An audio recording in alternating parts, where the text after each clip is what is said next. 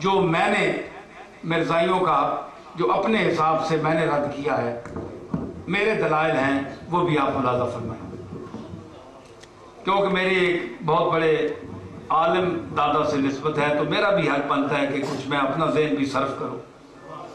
ان کی خدمات تو بہت بلند ہیں، لیکن ہماری بھی کچھ نہ کچھ حصہ اس میں ڈالنا چاہیے ہمیں بھی۔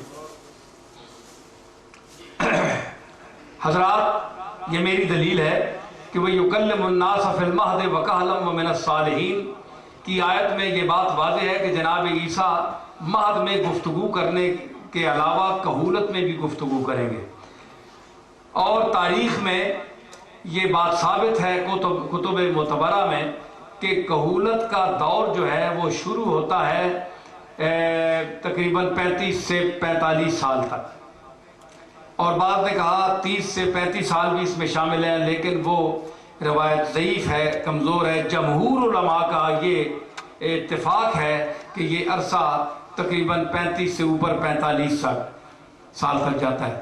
تو اب غور فرمائیے کہ اللہ نے فرماتا ہے کہ وَيُكَلِّمُ النَّاسَ فِي الْمَهْدِ کہ وہ جو بچہ پیدا ہوگا وہ جھولے میں بھی بات کرے گا اور کہولت کی عمر میں بھی بات کرے گا۔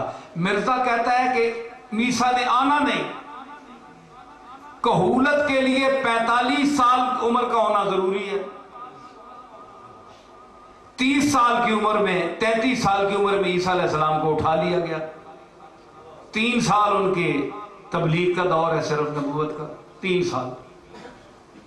30 سال کی عمر میں نبوت ملی، 3 سال انہوں نے تبلیغ کی، اور 33 سال کی عمر میں ان کو اٹھا لیا گیا۔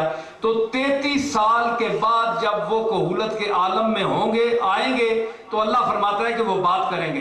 بات اسی وقت کریں گے جب وہ زمین پر آئیں گے۔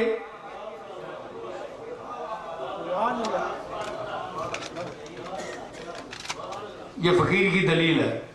وَيُكَلِّمُ النَّاسَ فِي الْمَهْدِ وَكَهْلًا وَمِنَ الصَّالِحِينَ کہ وہ کہولت میں بات کرے گا۔ کہولت کی عمر 40 سے اوپر ہوتی ہے، تو ابھی تو وہ 40 سال کی عمر میں پہنچے ہی نہیں۔ تو قرآن کہتا ہے کہ وہ زمین پر آ کر بات کریں گے، تو پھر اس کا مطلب یہ ہے کہ یہ دکھاوے کے لیے مرزائی قرآن پڑھتا ہے، اس کا ایمان اس آیت پر نہیں ہے، ورنہ وہ یہ نہ کہتا کہ عیسیٰ علیہ السلام نے نہیں آنا۔ دوسری بات، اور ان احادیث مبارکہ کا ذکر حضرت پیر محمد علی شاہ صاحب نے اپنی شمس الہدایہ فی اثبات حیات المسیح میں تفصیل ذکر کیا ہے۔ اچھا، والذین یؤمنون بما انزل الیک وما انزل من قبلک، اللہ نے من بعد کیوں نہیں فرمایا؟ اور فرمائیے، من بعد جو تجھ سے پہلے نازل کیا گیا ہے جی، الیکا جو تیری طرف نازل کیا گیا، اور من قبل، من بعد کیوں نہیں فرمایا؟ بعد ہے ہی جھوٹ،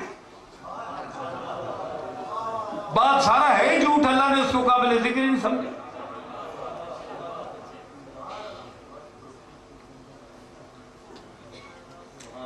اچھا، اس کے بعد جناب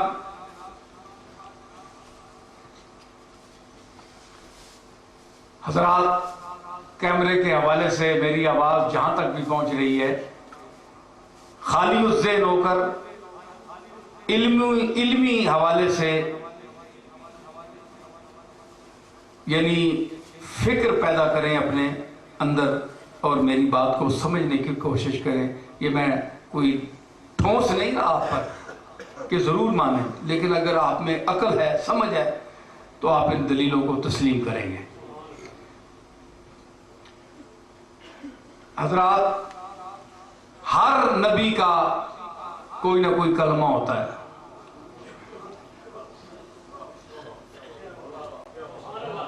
مرزا قادیانی کا کلمہ آپ سنا دیں مجھے۔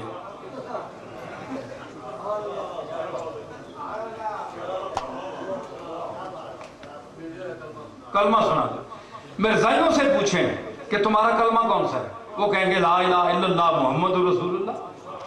تو پھر ہم بھی تو کہتے ہیں کہ یہی تاجدار مدنی جو ہے یہی اللہ کا رسول ہے، ہم بھی تو یہی کہتے ہیں۔ تو جب تمہارا کلمہ ہی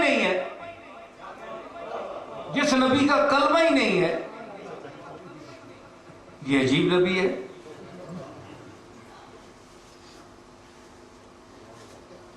پھر اس قسم کی جھک مارنے کا کیا فائدہ؟ اچھا، دوسری بات یہ ہے جناب کہ آدم علیہ السلام سے حضور علیہ السلام تک جتنے انبیاء آئے ہیں، تمام انبیاء کے اسماء مفرد ہیں۔ نوح، موسیٰ، عیسیٰ، یوسف، یعقوب، الیاس، یسع، ہارون، یحییٰ، ابراہیم، داؤد، سلیمان، سب کے جو اسماء ہیں مفرد صورت میں ہیں۔ تو غلام احمد یہ مرکب ہے، مرکب ہے، آخر کیوں؟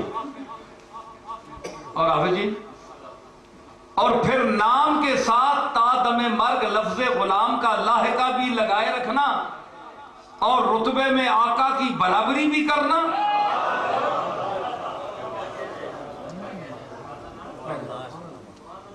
رتبے میں آقا کی برابری بھی کرنا، غلام کا لائقہ بھی لگا ہوا ہے، اور سیٹ پر بھی حضور کے ساتھ نبوت میں بیٹھا ہے، بڑا عجیب غلام ہے۔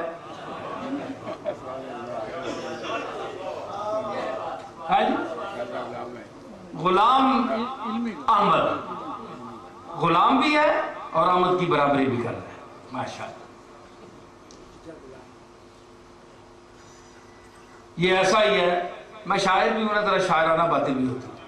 یہ ایسا بھی ہے، یہ ایسا ہی ہے کہ ماں باپ اپنے کسی بچے کا نام غلام اللہ یا غلام نبی فرط عقیدت سے رکھ بیٹھیں، بچہ کل بڑا ہو کر الوہیت کا مدعی بن جائے یا نبوت کا اعلان کر دے، وہ کہے کہ میں غلام اللہ ہوں، یہ کہے میں غلام نبی ہوں، اس لیے مجھے نبوت کا حق حاصل ہے۔ شرم تم کو مگر نہیں آتی۔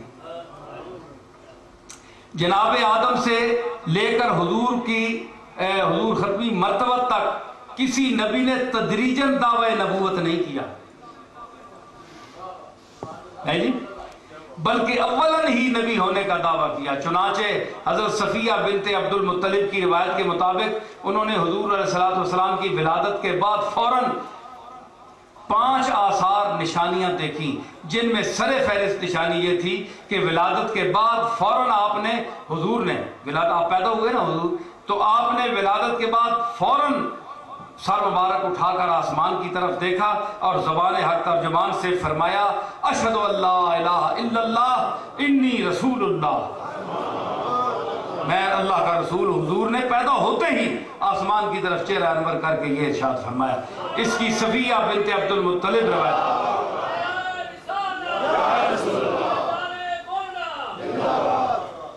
علاوہ ازیں انبیاء ما سبق میں سے کسی نبی یا رسول نے ذلی اور بروزی کے الفاظ استعمال نہیں کیے، بلکہ عیسیٰ علیہ السلام نے ولادت کے بعد فوراً بعد اپنی نبوت کا اعلان فرماتے ہوئے فرمایا قال انی عبداللہ آتانی الکتاب وجعلنی نبیا۔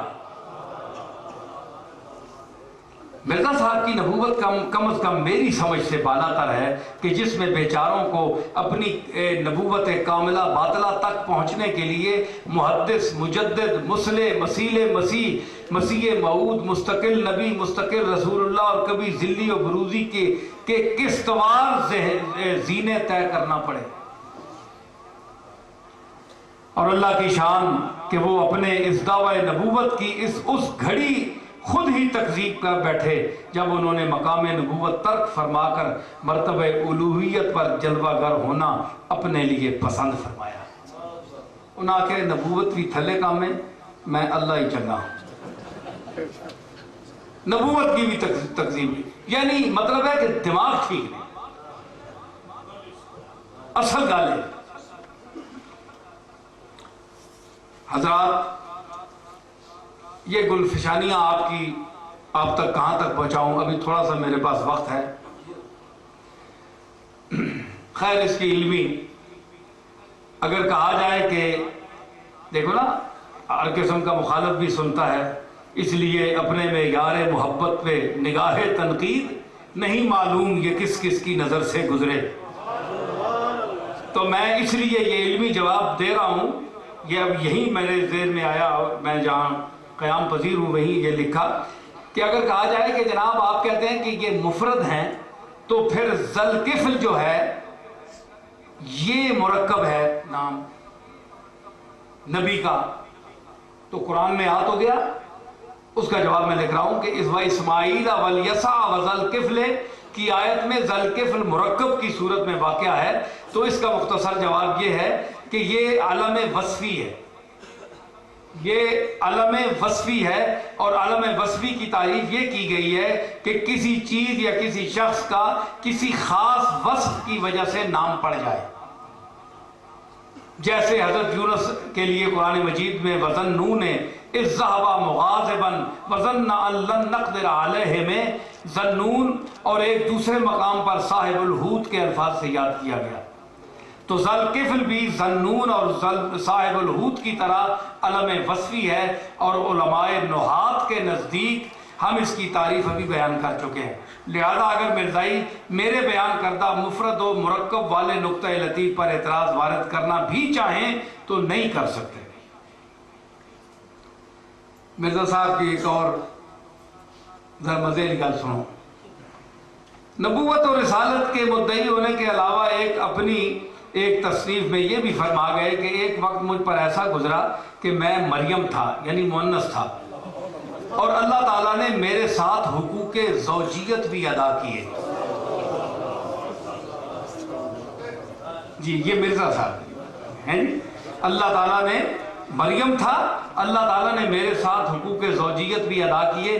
نعوذ باللہ من هذه الخرافات الواہیہ، کبھی رسول، کبھی نبی، کبھی خدا بن بیٹھنا اور کبھی اسی کی بیوی بن جانا۔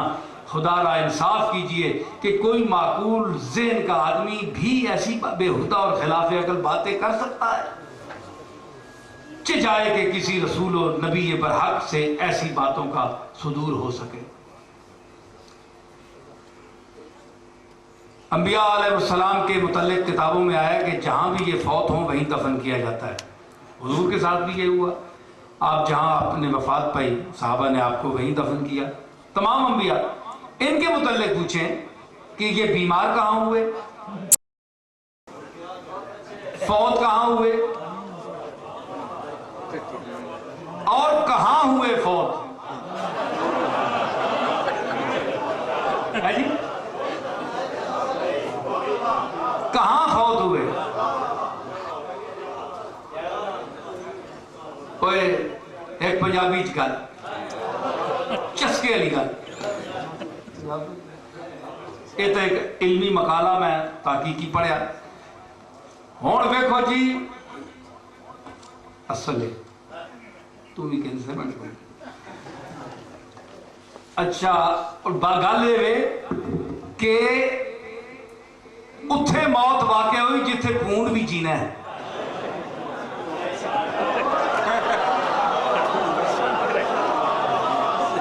اور پونڈ جی کالی تے نجس شے بھی اتھے زندہ رہنی ہے اور اتھے مست رہنی ہے۔ اتھے یعنی پونڈ تک بھی شاید نہیں مرنی، اتھے مویا۔ او لقد خلقنا الانسان فی احسن تقویم، اللہ جسی تعریف کیتی ہے، میں احسن تقویم میں جیسا بنایا ہے، اللہ ایسا نہیں بنائے؟ کیا یہ اسی احسن تقویم کا جلوہ ہے؟ کرتوت جے پیڑے ہون، عقیدہ جے پیڑا ہوئے، نبیان کھیسرے جیسے ہی بندہ، ذات نہیں کوڑ ککلی تے شتیرہ نال جپے، خاتم النبیین نال ٹکر تے جناب پھر موت تے تھی آنی۔